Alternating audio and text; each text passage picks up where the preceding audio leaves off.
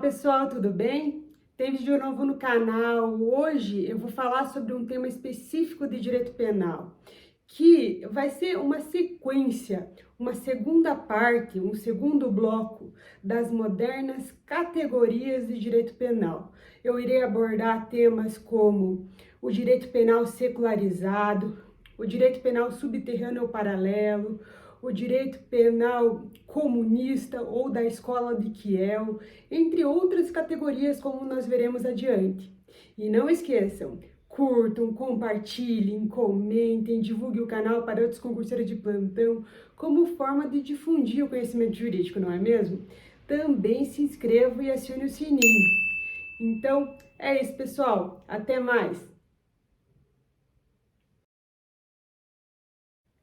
Abordando esse tema das modernas categorias do direito penal, eu vou falar primeiramente do direito penal secularizado. E o que diz esse direito penal secularizado? Que o direito penal ele deve ser separado e por isso dá menção à nomenclatura secularizado, separado de ideais, de dogmas, de princípios éticos e morais religiosos. Porque qual seria a função precípua do direito penal? Seria a de proteção da segurança pública. Nesse sentido, o direito penal ele estaria proibido de julgar e punir ideias, pensamentos, ideologias.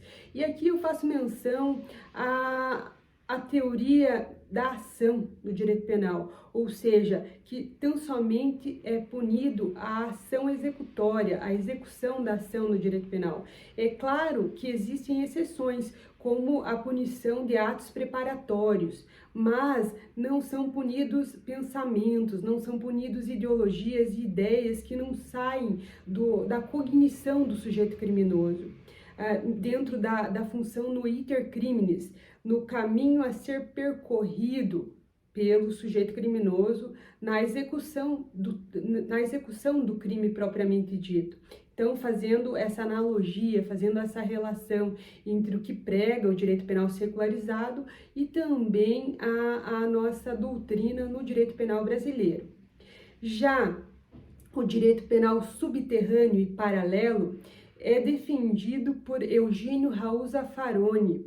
E o que ele diz? Que o direito penal subterrâneo é aquele direito penal exercido e executado por agências oficiais, por órgãos oficiais do nosso Estado juiz, com o seu ius puniendi estatal, porém de uma forma irregular, de uma forma inválida, de uma forma ilícita.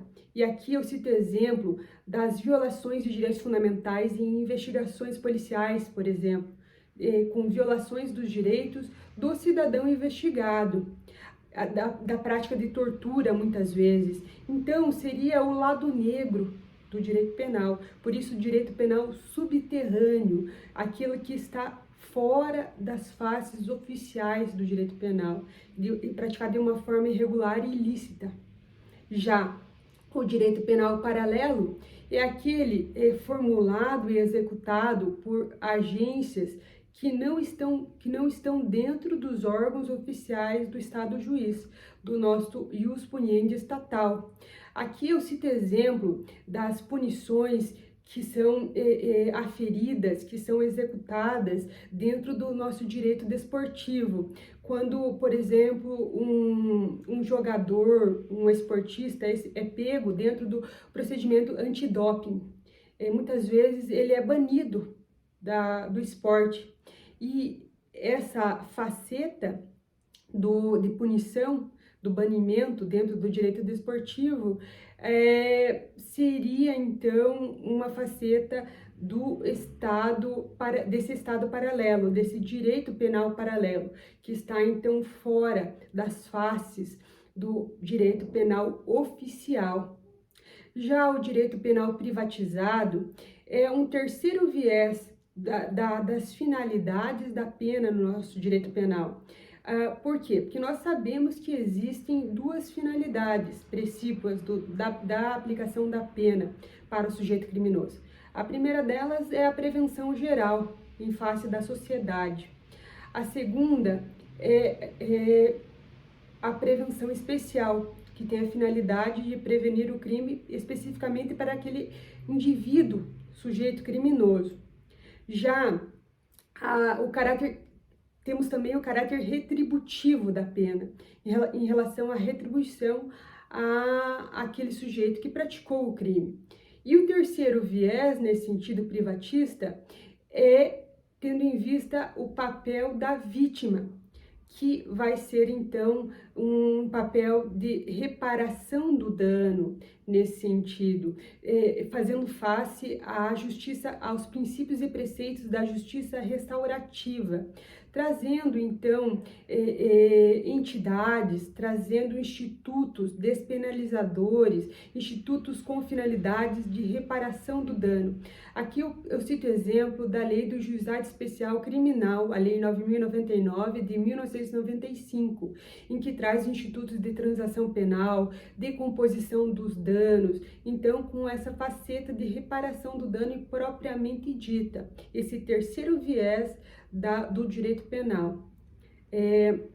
Também nós temos a categoria do direito penal advinda da escola de Kiel, que é advinda da Alemanha Nacional Socialista, em que prega que a finalidade principal do direito penal é a proteção da raça pura ariana alemã, e que a função, então, do direito penal é da proteção da sociedade nacional alemã nessa harmonia da sociedade e da raça pura ariana. E então, dentro dessa perspectiva, o direito penal ele se torna muito mais punitivista, muito mais incriminador, utilizando, então, muitas vezes, analogias em malum parte, analogias incriminadoras, tornando-se um Estado penal extremamente punitivista. Já o direito penal comunista, a finalidade do direito penal seria, então, a manutenção da luta de classes, desse espírito revolucionário comunista, e que tudo que for fora dessa perspectiva da coletividade, da proteção da coletividade, seria, então, punido dentro dessa faceta do direito penal comunista.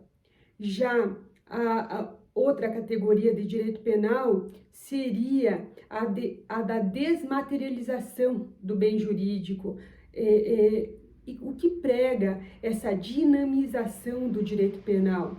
Seria uma crítica ao direito penal coletivo, ao direito penal que protege bens imateriais, que protege direitos difusos e coletivos em estrito senso, difusos e individuais homogêneos, o direito coletivo propriamente dito. E por que existe essa crítica?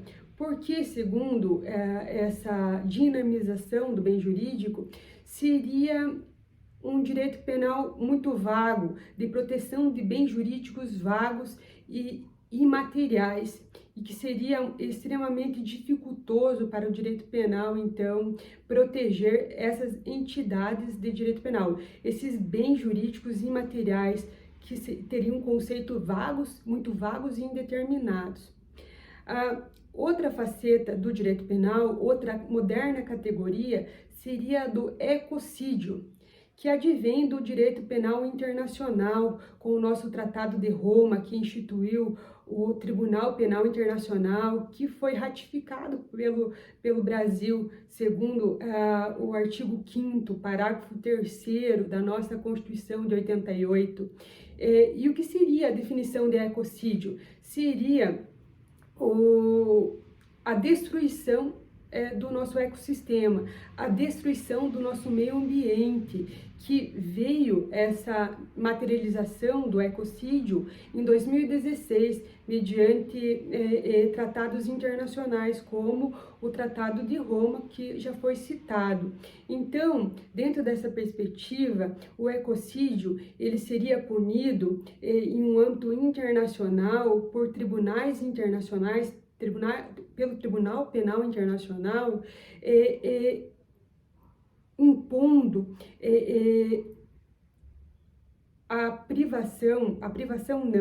impondo facetas de danos morais e materiais, ou seja, impondo que os autores desses crimes de desmatamento, de crimes coletivos em relação ao meio ambiente, contra o meio ambiente, esses autores, esses criminosos, eles então pagariam danos morais e coletivos à coletividade que está sendo vitimizada pela destruição do meio ambiente. E são essas, então, as categorias de direito penal. Eu espero que vocês tenham gostado e até a próxima.